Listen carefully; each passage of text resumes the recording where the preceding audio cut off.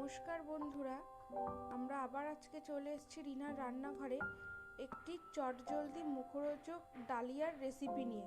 রেসিপিটি করার জন্য আমাদের লাগবে ডালিয়া, মুসুর ডাল, এখানে ফোড়নের জন্য নিয়েছি তেজপাতা, শুকনো লঙ্কা, একটু আদা কুচি, একটু পাঁচফোড়ন, তার সঙ্গে লাগবে একটু হলুদ, একটু জিরে গুঁড়ো। আর যে সবজিগুলো আমি নিয়েছি সেখানে আছে শিম, আলু, গাজর, কুমড়ো।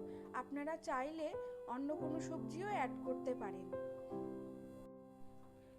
এখানে দেখতেই পাচ্ছ একটা কড়াইতে আমাদের তেল গরম হয়ে গেছে। এবার আমাদের রান্নাটা শুরু করব। প্রথমেই আমি দিয়ে দেব যে ফোড়নগুলো রেখেছিলাম, এখানে আদা, তেজপাতা, শুকনো লঙ্কা এবং পাঁচফোড়নটা ফোড়ন দিয়ে দেব, দিয়ে একটু ভেজে নেব। তারপর আমি দিয়ে দেব সবজিগুলো একটু ভেজে নেব।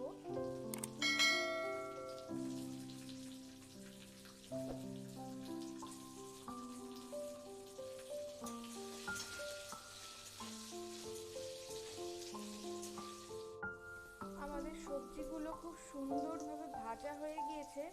এবার আমি এর মধ্যে অ্যাড করব ডালিয়া, দেব মুসুর ডাল, দিয়ে একটু ভালো করে নাড়াচাড়া করে নেব।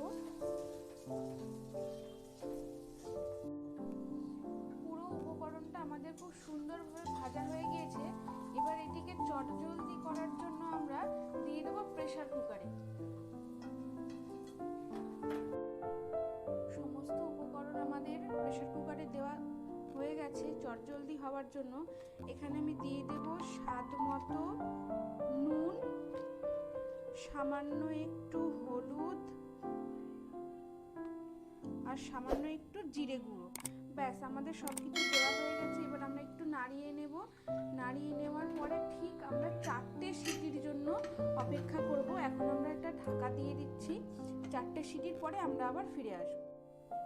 4টে সিটির পর আমরা ফিরে এসেছি এবং কিছুক্ষণ প্রেসার কুকারটা ঢাকা দিয়ে রাখার পরে এখন আমি তোমাদেরকে দেখাবো যে মুখরোচক ডালিয়াটা কত সুন্দর হয়েছে। দেখো তোমরা, এই যে খুব সুন্দর হয়েছে ডালিয়াটা, খুব সুন্দর সেদ্ধ হয়েছে।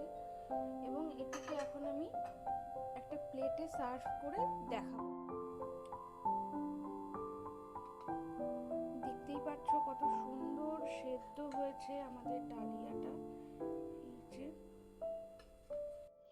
রেসিপিটি কেমন হলো তোমরাও বাড়িতে ট্রাই করো এবং অবশ্যই আমাকে কমেন্ট বক্সে কমেন্ট করে জানাও। আর চ্যানেলটিকে অবশ্যই সাবস্ক্রাইব করে রাখো পরের রেসিপি খুব তাড়াতাড়ি পাওয়ার জন্য।